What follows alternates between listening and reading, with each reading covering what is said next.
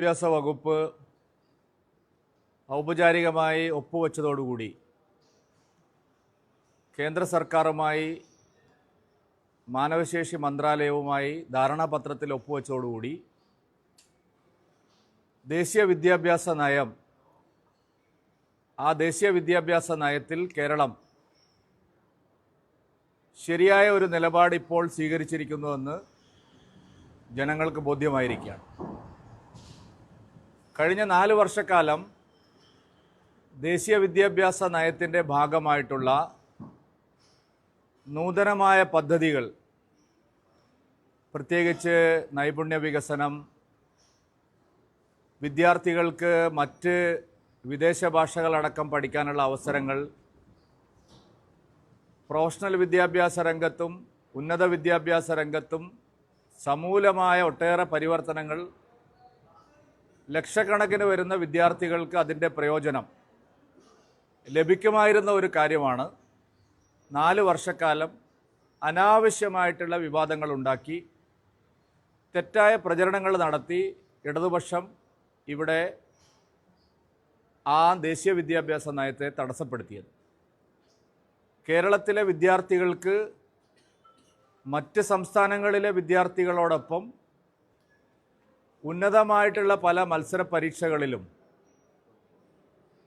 ലോകത്തിൻ്റെ പല ഭാഗത്തുമുള്ള വിദ്യാർത്ഥികളുമായിട്ട് മത്സരിച്ച് മുന്നോട്ട് പോകാനും പുതിയ അവസരങ്ങൾ ലഭിക്കാനും ഒക്കെയുള്ള ഒരു അവസരമാണ് സർക്കാർ നഷ്ടപ്പെടുത്തിയത്.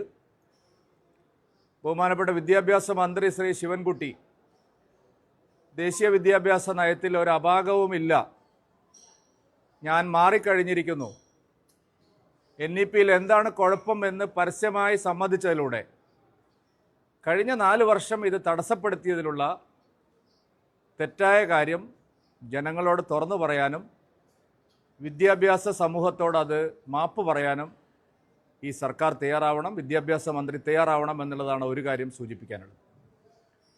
ഗോവിന്ദമാഷ് പറയുന്നത് PM ശ്രീയിൽ ഞങ്ങൾ ഒപ്പിട്ടെങ്കിലും ദേശീയ വിദ്യാഭ്യാസ നയം ഞങ്ങൾ അംഗീകരിക്കില്ല എന്നുള്ളതാണ്.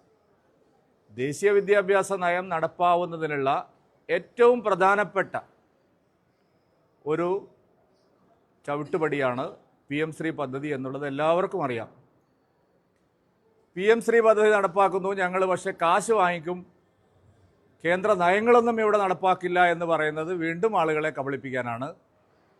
മോദി സർക്കാർ ആവിഷ്കരിച്ചിട്ടുള്ള ദേശീയ വിദ്യാഭ്യാസ നയത്തിലെ എല്ലാ വ്യവസ്ഥകളും ഈ സർക്കാരിന് നടപ്പാക്കേണ്ടി വരും. കേരളത്തിൽ അത് നടപ്പാവുക തന്നെ ചെയ്യും.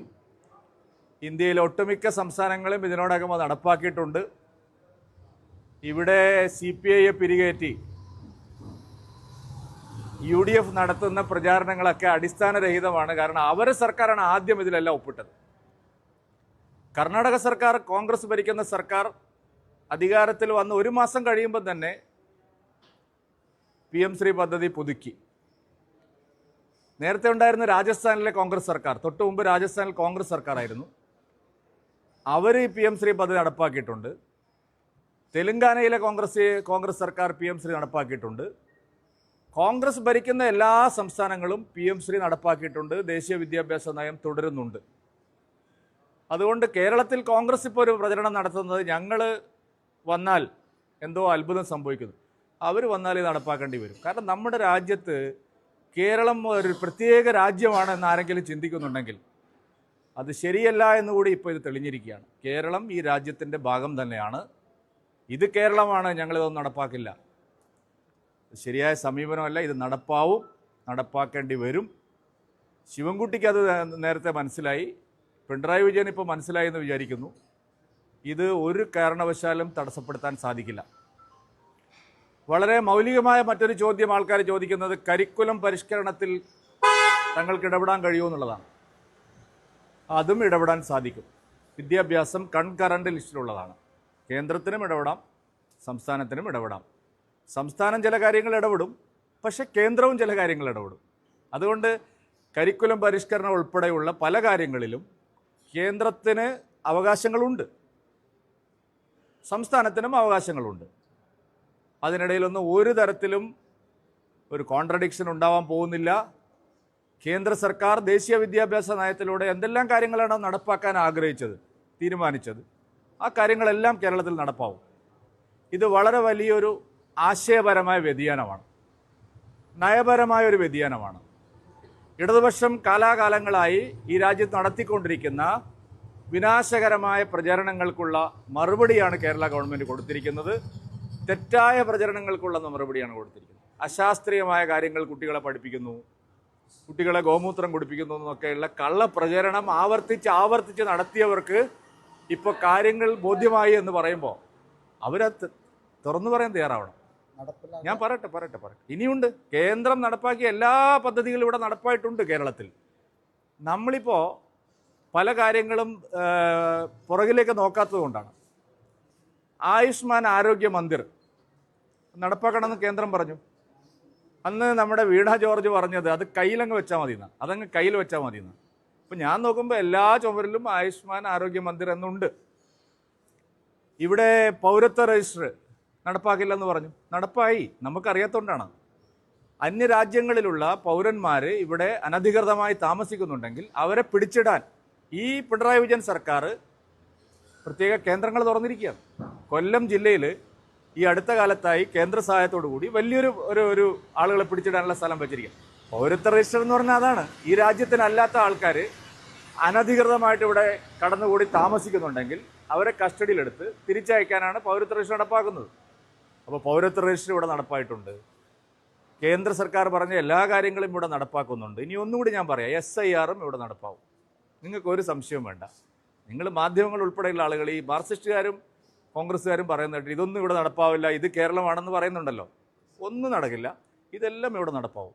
നിങ്ങൾ നോക്കിയാൽ വൈകാതെ ഞങ്ങളുടെ ഒരു കണക്ക് കൂട്ടൽ 2026 നിയമസഭാ തെരഞ്ഞെടുപ്പിന് മുമ്പ് തന്നെ SIR കേരളത്തിൽ നടപ്പാവും എന്നുള്ളതാണ്. കാരണം തെരഞ്ഞെടുപ്പ് കമ്മീഷൻ ഒരു കാര്യം നിശ്ചയിച്ചാൽ എല്ലാ സംസ്ഥാനങ്ങളും നടപ്പാക്കണം. അപ്പോൾ SIR നടപ്പാവും, പൗരത്വ രജിസ്റ്റർ നടപ്പാവും, CAയുടെ എല്ലാ നിബന്ധനകളും ഇവിടെ നടപ്പാവും. എന്തൊക്കെയാണോ കേന്ദ്ര സർക്കാർ നടപ്പാക്കുന്നത്, പാർലമെൻറ്റ് പാസ്സാക്കിയിട്ടുള്ളത്. ഇപ്പോൾ വഖഫ് നിയമം, ഇവർ പറഞ്ഞു വഖഫ് നിയമത്തെ ഞങ്ങൾ അംഗീകരിക്കില്ല. രണ്ടുപേരും കൂടെ പ്രമേയം പാസ്സാക്കി, SIRൽ പ്രമേയം പാസ്സാക്കി. നിങ്ങളെ പ്രമേയമൊക്കെ മേശയിനകത്ത് ഇരിക്കുക എന്നല്ലാതെ ഇതൊക്കെ ഈ രാജ്യത്ത് നടപ്പാവും. അപ്പോൾ അതുകൊണ്ട് ദേശീയ വിദ്യാഭ്യാസ നയം അതിൻ്റെ എല്ലാ അർത്ഥത്തിലും ഞാൻ അത് ആവർത്തിക്കുകയാണ്, ആ വാചകം, എല്ലാ അർത്ഥത്തിലും കേരളത്തിൽ നടപ്പാവും. അവിടെ കരിക്കുലം പരിഷ്കരിക്കാൻ ഞങ്ങൾ സമ്മതിക്കില്ല. കേന്ദ്ര സർക്കാർ നടപ്പാക്കിയ പല കാര്യങ്ങളും ഞങ്ങളിവിടെ നടത്തില്ല. ഞങ്ങളൊരു നയം ഒരു അടവ് നയം, പൈസ ഇങ്ങ് വാങ്ങിയെടുക്കാം. പൈസ വാങ്ങിയാൽ ധാരണാപത്രത്തിൽ ഒപ്പിട്ടാൽ അതിൽ പറഞ്ഞ എല്ലാ കാര്യങ്ങളും നടപ്പാവും. അതിലൊരു കാര്യം നമ്മൾ പിണറായി വിജയൻ ഇപ്പോൾ കാര്യങ്ങൾ മനസ്സിലായിട്ടുണ്ടെങ്കിൽ സത്യം അങ്ങ് പറയണം ജനങ്ങളോട്. ഞങ്ങൾ NEP ഇവിടെ നടപ്പാക്കും, അല്ലാതെ ശിവൻകുട്ടിയെ കൊണ്ട് ഞങ്ങൾ പൈസ വാങ്ങാൻ വേണ്ടി മാത്രമാണ്. ഗോവിന്ദ മാഷ് എന്താ പറഞ്ഞത്? എന്തോ ഒരു പ്രത്യേക പദമൊന്നുമില്ല അദ്ദേഹം ഉപയോഗിച്ചു, യമകണ്ഠകാലം എന്തോ ഒരു കാലത്തെ ഞാൻ മറന്നുപോയത്. ഗോവിന്ദ മാഷയ്ക്കും ആ പാർട്ടിക്കും ഇനി യമകണ്ഠകാലമാണ്. അതുകൊണ്ട് അത് ജനങ്ങളെ മേലെ അടിച്ചേൽപ്പിക്കരുത്. അതുകൊണ്ട് ദേശീയ വിദ്യാഭ്യാസ നയം ഫലപ്രദമായി കേരളത്തിൽ നടപ്പാക്കണം. PM ശ്രീയിൽ തുടങ്ങി വെച്ച കാര്യങ്ങൾ കേരള സർക്കാർ ഊർജിതമായി അടുത്ത അക്കാഡമിക് ഇയർ മുതൽ ശരിയായി നടപ്പാക്കണം എന്നുള്ളതാണ് ജനപക്ഷത്ത് നിന്ന് ഞങ്ങൾക്ക് സൂചിപ്പിക്കാനുള്ളത്. പിന്നെ CPIയുടെ കാര്യം നിങ്ങൾ ചോദിക്കേണ്ടതാണ്. CPIയെ പോലെ ഇത്രയും നിലപാടില്ലാത്തൊരു പാർട്ടി ഈ രാജ്യത്ത് വേറെ ഉണ്ടോ? CPI എപ്പോഴും കുറയ്ക്കും, പക്ഷെ കടിക്കില്ല. CPIക്കുള്ള ഒരു ഏറ്റവും വലിയ ഗുണം അതാണ്. CPI കുറയ്ക്കും, കടിക്കില്ല. ബിനോയ് വിശ്വം എന്തെല്ലാം പറഞ്ഞു, ഞാനിപ്പോൾ ആക്ഷേപിച്ച് പറയുന്നതല്ല. CPI പറഞ്ഞു മാവോയിസ്റ്റുകളെ നിയന്ത്രിക്കുന്ന കാര്യത്തിൽ കേന്ദ്ര നയം കേരളത്തിൽ നടപ്പാവില്ല. ആഭ്യന്തര വകുപ്പിന് ഒരു കൊല്ലം മാവോയിസ്റ്റ് വേട്ടയ്ക്ക് വേണ്ടി ഇവിടെ ആയുധങ്ങൾ വാങ്ങാനും പരിഷ്കാരത്തിന് എത്രായിരം കോടിയാണ് വരുന്നത്. CPI പറഞ്ഞു മാവോയിസ്റ്റ് വേട്ട നടപ്പാവില്ല. മാവോയിസ്റ്റുകളെ എല്ലാ കൊല്ലവും ഇവിടെ വെടിവെച്ചു കൊല്ലുകയാണ്. CPI പറഞ്ഞു പൂരം കലക്കി ഇപ്പം നടപടിയെടുക്കണം, അജിത് കുമാറിനെ മൂക്കിൽ കയറ്റണം. അജിത് കുമാർ അത് അവിടെ ഇരിക്കുന്നത്, ഒരു മൂക്കിൽ അജിത് കുമാറിനെ കയറ്റിയിട്ടില്ല. CPI എന്തെല്ലാം കാര്യങ്ങളിൽ നിലപാട് പറഞ്ഞിട്ടുണ്ടോ ആ കാര്യങ്ങളെല്ലാം പിണറായി വിജയൻ്റെ അന്ത്യശാസനത്തിന് അല്ലെങ്കിൽ ഉഗ്രശാസനത്തിന് മുമ്പിൽ മുട്ടുമടക്കുന്ന സമീപനമാണ് ബിനോയ് വിശ്വത്തിനുള്ളത്. കാരണം ബിനോയ് വിശ്വത്തിൻ്റെ വകുപ്പുകളെല്ലാം നടപ്പാക്കില്ല എന്ന് പറഞ്ഞ് പല കാര്യങ്ങളും നടപ്പാക്കിയിട്ടുണ്ട്. ഇവിടെ ഒറ്റ 1 ഇന്ത്യ 1 റേഷൻ ഇവരാദ്യം ഭയങ്കര എതിർപ്പ് പറഞ്ഞവരാണ്. ഈ സുരക്ഷാ മേഖലയിൽ പല കാര്യങ്ങളും കേന്ദ്ര സർക്കാർ നടപ്പാക്കുന്നതാണ്. ഇപ്പോൾ റേഷൻ അഴിമതി ഇല്ലാതാക്കാൻ കേന്ദ്ര സർക്കാർ പല കാര്യങ്ങളും കൊണ്ടുവന്നു.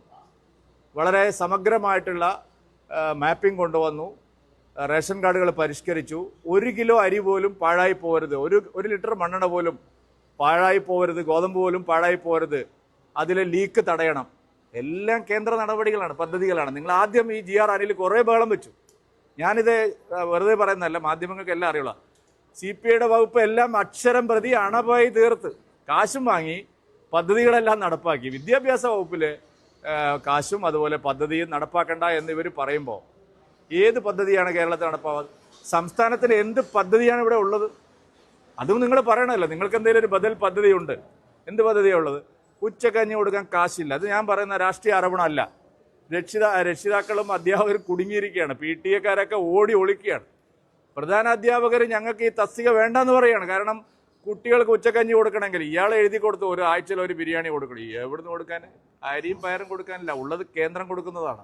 അപ്പോൾ സംസ്ഥാനം വിദ്യാഭ്യാസ മേഖലയിൽ നട്ടം തിരിയുകയാണ്, എല്ലാ മേഖലകളിലും. അപ്പോൾ കേന്ദ്രം കൈയച്ച് സഹായിക്കുകയാണ്. അപ്പോൾ ഈ പദ്ധതികളൊക്കെ ശരിയായി നടപ്പാക്കണം. അതുകൊണ്ട് ഇനിയും നിങ്ങൾ ഈ ഇരട്ടത്താപ്പ് കാണിക്കരുത്, ഹിപ്പോക്രസി കാണിക്കരുത്. കാരണം എന്താ അറിയാം, സത്യം അങ്ങ് പറയണം. കോൺഗ്രസ്സുകാർ സമർത്ഥന്മാരാണ്. അവരവരുടെ സർക്കാരൊക്കെ എല്ലാ സംസ്ഥാനങ്ങളിലും ഒപ്പിട്ട് കാശും വാങ്ങി പരിപാടി നടപ്പാക്കി. കേരളത്തിൽ KSUക്കാരെ കൊണ്ടും യൂത്ത് കോൺഗ്രസ്സുകാരെ കൊണ്ടും സമരം ചെയ്യുകയാണ്. CPI ഇന്ത്യ മുന്നണിയുടെ ഭാഗമല്ലേ? ഇവിടെ മാത്രം എന്താ ബഹളം? ഇന്ത്യ മുന്നണിയുടെ ഭാഗമായിട്ടുള്ള CPI, ഇന്ത്യ മുന്നണിയിലെ പ്രമുഖ കക്ഷി കോൺഗ്രസ് അല്ലേ? കോൺഗ്രസിന് അത്രയും ശക്തി CPM-ന് ഇല്ലല്ലോ. അപ്പോൾ CPM-മായി ചേർന്ന് നടപ്പാക്കാൻ പറ്റില്ല, കോൺഗ്രസുമായി ചേർന്ന് ഇന്ത്യ മുന്നണിക്ക് നടപ്പാക്കാം. ഇതെന്ത് നയമാണ്? അപ്പോൾ ഇതൊരു ശരിയായ സമീപനമല്ല. പരിഹാസ്യ കഥാപാത്രമായിക്കൊണ്ടിരിക്കുകയാണ് ശ്രീ ബിനോയ് വിശ്വവും CPI-യും. അത് പറയാതിരിക്കാൻ നിർവാഹമില്ല. പരിഹാസ്യ കഥാപാത്രമായിക്കൊണ്ടിരിക്കുകയാണ്. എന്തിനാ ബിനോയ് വിശ്വം ഈ നാടകം കളിക്കുന്നത്? ഇപ്പോൾ ശിവൻകുട്ടി വിളിച്ച് ഒരു ചർച്ച നടത്തിക്കൊണ്ടിരിക്കുകയാണ്. ഒപ്പിട്ട് കഴിഞ്ഞിട്ട് ഇനി എന്തോ ചർച്ച ചെയ്യാനാണ്? എന്ത് ചർച്ച ചെയ്യാനാണ്? ഞാൻ അറിയാത്തോണ്ട് ചോദിക്കുക, ആരുടെ തലച്ചോറിനെയാണ് നിങ്ങൾ കളിയാക്കുന്നത്? ഒരു പദ്ധതിയിൽ ഒപ്പിട്ട് കഴിഞ്ഞാൽ പിന്നെ എന്താ ചർച്ച ചെയ്യാനുള്ളത്? മേശയ്ക്ക് ചുറ്റിയിരുന്ന് ഇനിയിപ്പോൾ പരിഹരിക്കാമെന്ന് ശിവൻകുട്ടി പറഞ്ഞാൽ എന്ത് പരിഹരിക്കാനാണ്? ഒപ്പിട്ടു, ഇനി മാറാൻ പറ്റില്ല. മാറിയാൽ പ്രത്യേകത ഉണ്ടാവും അതിൻ്റെ.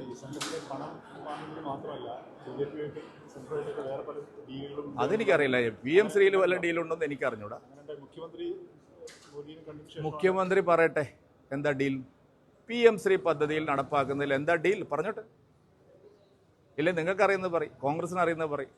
ഇത് നടപ്പാക്കാൻ വൈകിയതിൻ്റെ കുറ്റം മുഖ്യമന്ത്രിക്കും വിദ്യാഭ്യാസ മന്ത്രിക്കുമാണ്. കുട്ടികൾ കിട്ടേണ്ട ആനുകൂല്യങ്ങൾ ഇല്ലാതായി. നോക്കൂ, 25 കൊല്ലം മുമ്പ് നമ്മൾ അറിയേണ്ട കാര്യമാണ്.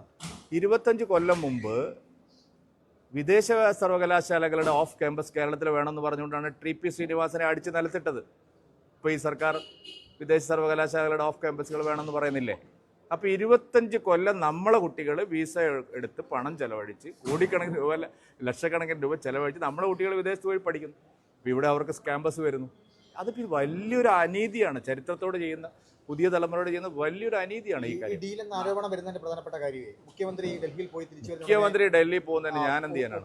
അല്ലാതെ മുഖ്യമന്ത്രി അല്ല, അതിന് ഇവിടെ സാർ അറിയില്ല. ഇവിടെ രാജഭരണല്ലേന്ന്. ഇവിടെ രാജഭരണല്ലേ, ജനാധിപത്യ ഭരണമാണോ? അല്ല, ഞാൻ ചോദിക്കുന്നത് കേരളത്തിൽ രാജഭരണമാണ്. നിങ്ങൾ അതിനെപ്പറ്റി പറയേ. സ്വന്തം മന്ത്രിമാരോട് പറയാത്തതിന് ഞങ്ങൾ എന്തിനാണ് ആക്ഷേപിക്കുന്നത്? എൻ്റെ ചോദ്യമാണ്. സ്വന്തം മന്ത്രിസഭയിൽ ഈ കാര്യം പറയേണ്ടത് ഞങ്ങളല്ലല്ലോ, അവരല്ലേ? അല്ലെങ്കിൽ കേന്ദ്ര സർക്കാർ അല്ലല്ലോ പറയേണ്ടത്. കേന്ദ്ര സർക്കാർ ഒപ്പിടുമ്പോൾ നീ GR അനിലിനോട് പറഞ്ഞോ, രാജനോട് പറഞ്ഞോ എന്ന് ചോദിക്കില്ലല്ലോ. അല്ല പിന്നെന്താണ്? അല്ല, എന്തിനാ അതിൻ്റെ ആവശ്യമൊന്ന്? നേരെ ഒപ്പിടാമല്ലോ. ഞാനും അതിനെ ചോദിക്കുന്നത്, നേരെ ഒപ്പിടാമല്ലോ. സംശയിക്കുന്നത് എന്തിനാണ്? ഞങ്ങൾക്ക് എന്തായാലും ഉള്ളതെന്ന് ഞങ്ങളിത് അപ്പോഴേ പറയുന്നത്. ഇപ്പോഴും ഞങ്ങളുടെ നിലപാട് മാറ്റിയിട്ടില്ലല്ലോ. ഗൂഢ താല്പര്യമൊന്നുമില്ല, കാശിന്റെ ബുദ്ധിമുട്ടാണെന്നാണ് ഇവർ പറയുന്നത്. ഇത് നടപ്പാക്കാതിരിക്കാൻ പറ്റില്ലെന്ന്. ഇതൊക്കെ നടപ്പാവും. ഇപ്പോൾ വഖഫ് നിയമം നടപ്പാക്കില്ലെന്ന് പറഞ്ഞാൽ എന്താ? കേരളം വേറെ രാജ്യമാണ്. തമിഴ്നാട് ഇപ്പൊ പൊളിയുന്നേ. അവർ പൊളിഞ്ഞ് പാളീസായിട്ട് അവർ നടപ്പാക്കേണ്ടി വരും. അല്ല, തമിഴ്നാടിനെയും ബംഗാളിനെയും ഇരുട്ടിൽ നിർത്തിയെന്നാണ് ഇവർ പറയുന്നത്. ആര്? CPM-മാര്. ഇവർ സമർത്ഥന്മാരാ. ഇവർക്ക് മനസ്സിലായി തമിഴ്നാടിനും ബംഗാളിനും കൈ കാശുണ്ട്, കുറച്ചു കാലം കൂടി പിടിച്ചേക്കാൻ പറ്റും. ആ കോടതിയൊന്നും അംഗീകരിക്കില്ല. രാജ്യം നടപ്പാക്കിയ ഒരു നിയമം ഒരു സംസ്ഥാനം മാത്രം നടപ്പാവില്ല എന്ന് പറഞ്ഞാൽ പിന്നെ നമ്മൾ വേറെ ആണെന്ന് വിചാരിക്കേണ്ടി വരില്ലേ? ഒരു കോടതിയിൽ നിൽക്കില്ല.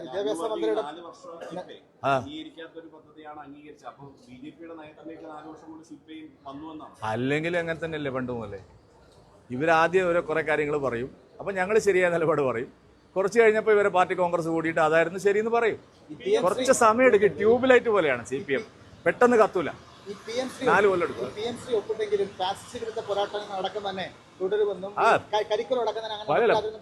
പോരാട്ടം തുടരുമായിരിക്കും. അതിപ്പോ നമുക്കൊന്നും ചെയ്യാൻ പറ്റില്ലല്ലോ. പോരാട്ടം തുടർന്നോട്ടെ, കാര്യങ്ങൾ കരിക്കുലം പരിഷ്കരണമൊക്കെ നടക്കും. തന്ത്രം എന്ന് പറയുന്നത് അവിടെ ഇരിക്കുന്ന ഒരു പൊട്ടന്മാരാണോ? ആണല്ലോ, ജനങ്ങൾക്കിടയിൽ ഒരു പ്രചരണം അല്ലേ. PM3 പദ്ധതിയുടെ കാര്യത്തിൽ ഞങ്ങൾ പറഞ്ഞതായിരുന്നു ശരി. കോൺഗ്രസ് ഗവൺമെന്റുകളെല്ലാം ഒപ്പിട്ടു. ഇപ്പോൾ ഒപ്പിടാത്ത പിണറായി വിജയനും ഒപ്പിട്ടു. ഒരു സമ്മർദ്ദം ചെലുത്തിയിട്ടില്ലല്ലോ. സമ്മർദ്ദം നിങ്ങൾക്ക് വേണം ഒപ്പിട്ടത്. ഞാൻ പറഞ്ഞു, CPIയുടെ എതിർപ്പ് കുരയ്ക്കും, കടിക്കില്ല. CPI എപ്പോഴും കുറച്ചുകൊണ്ടേയിരിക്കും, കടിക്കില്ല. അങ്ങനെയുള്ള ജനസുകളുണ്ട്. കടിക്കുന്നവരധികം കുറയ്ക്കില്ല. കാരണം എന്താ പറയുക, ഈ 4 മന്ത്രിമാരെ അവിടെ നിന്ന് രാജിവെപ്പിക്കാൻ ഇയാൾക്ക് കഴിയുമോ? 4 മന്ത്രിമാർ ഇയാൾ പറഞ്ഞ് കേൾക്കൂല. GR അനിലും രാജനും മറ്റേ പ്രസാദും മറ്റേ ചിഞ്ചു റാണിയും ബിനോയ് വിശ്വം അല്ല ഏത് സെക്രട്ടേറിയറ്റ് പറഞ്ഞാലും കേൾക്കൂല. അവരുടെ വകുപ്പിൽ നടക്കുന്ന അഴിമതി എന്താണെന്നാണ് നിങ്ങൾ വിചാരിച്ചത്? നിങ്ങൾ റവന്യൂ വകുപ്പിലൊക്കെ ഇപ്പോൾ വളരെ നല്ല കാര്യങ്ങളാണ് നടക്കുന്നത് വിചാരിച്ചു. ഭൂലോക അഴിമതിയാണ് അവിടെയൊക്കെ നടക്കുന്നത്. ഒന്നാം തരം അഴിമതിയാണ് അവരുടെ വകുപ്പിലെല്ലാം നടക്കുന്നത്. അതുകൊണ്ട് അവരാരും തന്നെ ബിനോയ് വിശ്വം പറഞ്ഞാൽ കേൾക്കില്ല. ഒരു മന്ത്രിയും രാജിവെക്കില്ല. ബിനോയ് വിശ്വത്തിന് തൻ്റെ നിലപാട് അന്തസ്സുള്ള നിലപാടായിരുന്നെങ്കിൽ ഒരു 2 പ്രാവശ്യമെങ്കിലും 2 മാസത്തേക്കെങ്കിലും ഈ മന്ത്രിമാരെ രാജിവെപ്പിക്കാൻ പുള്ളി കഴിയുമോ? കഴിയില്ല. അപ്പോൾ ആ പാർട്ടിക്ക് യാതൊരു നിലവാരവും കേരളത്തിലില്ല. അല്ല, ഇത് കഴിഞ്ഞിട്ട് മതി. വേറെ ശബരിമല വിഷയം എങ്ങനെ മറയുന്നത്? ശബരിമല വിഷയം ഒന്നും മറയില്ല. അത് ശക്തമായിട്ട് മുമ്പോട്ട് പോവുകയാണ്. ആ കാര്യത്തിൽ അവസാനത്തെ ഗൂഢാലോചനയിലെ കുറ്റവാളിയെ പോലും നിയമത്തിന് മുമ്പിൽ കൊണ്ടുവരുന്നത് വരെ ആ വിഷയം തുടരും. പറഞ്ഞു. ഞാൻ സെക്രട്ടേറിയറ്റ് ഉപരോധത്തിൽ പങ്കെടുക്കില്ല എന്നുള്ള കാര്യം ഇത് നിശ്ചയിച്ച ദിവസം തന്നെ അറിയിക്കേണ്ടവർ അറിയിച്ചിട്ടുണ്ട്. നിങ്ങൾ എന്ത് ചോദ്യമാണ് ചോദിക്കുന്നത്? ഞാൻ പറയട്ടെ. ഒരു കാര്യം നിങ്ങൾ മനസ്സിലാക്കണം. ഞങ്ങൾക്കൊക്കെ അതിൻ്റെതായിട്ടുള്ള ഒരു ഇന്റഗ്രിറ്റി ഉണ്ട്. കഴിഞ്ഞ 5.5 വർഷം പാർട്ടിയുടെ സംസ്ഥാന അധ്യക്ഷനായിരുന്ന ഒരാളോടാണ് നിങ്ങൾ ചോദിക്കുന്നത് പാർട്ടിയുടെ സമരം ഞാൻ ബഹിഷ്കരിക്കും. എന്ത് ചോദ്യമാണിത്? നിങ്ങൾ എന്താണ് നിങ്ങൾ ചോദിക്കുന്നത്? നിങ്ങൾ എന്താണ് മനസ്സിലാക്കിയത്? നിങ്ങൾ എന്താണ് ഞങ്ങളെക്കുറിച്ച് മനസ്സിലാക്കിയിരിക്കുന്നത്? നിങ്ങൾ ഈ വാർത്തകൾ, ഞാൻ പറയട്ടെ, ഈ വാർത്തകളെ കൊടുക്കുന്നതിന് മുമ്പ് സാധാരണഗതി എന്നെ ഒരുപാട് പത്രക്കാർ ചോദിച്ചു. അവരാരും കൊടുത്തത് ഞാൻ വിചാരിക്കുന്നില്ല. എന്നെ വിളിച്ച് ഈ കാര്യങ്ങൾ ചോദിച്ചു പ്രധാനപ്പെട്ട ചില മാധ്യമങ്ങൾ. ഞാൻ അവരോട് പറഞ്ഞു, ഞാൻ ഈ സെക്രട്ടേറിയറ്റ് ഉപരോധത്തിൽ ഞാൻ ഉണ്ടാവില്ല എന്നുള്ള കാര്യം ഞാൻ നേരത്തെ തന്നെ പറഞ്ഞിട്ടുണ്ട്. ഞാൻ മാത്രമല്ല, CKP ഇല്ല, VM ഇല്ല, രാംപിള്ള സാറില്ല, രാജേട്ടനില്ല. ഇതൊന്നും നിങ്ങൾക്ക് ചോദ്യമല്ല. ഇപ്പൊ എന്നെ എവിടെ കാണുമ്പോഴും നിങ്ങൾ ചോദിക്കുന്നുണ്ട്. ഇല്ല, V മുരളീധരനെയും K സുരേന്ദ്രനെയും നിങ്ങൾ ഒരുമിച്ച് കെട്ടണ്ട. അങ്ങനെ നിങ്ങളങ്ങനെ ചില ആളുകളെ ചേർത്ത് പിടിക്കണ്ട.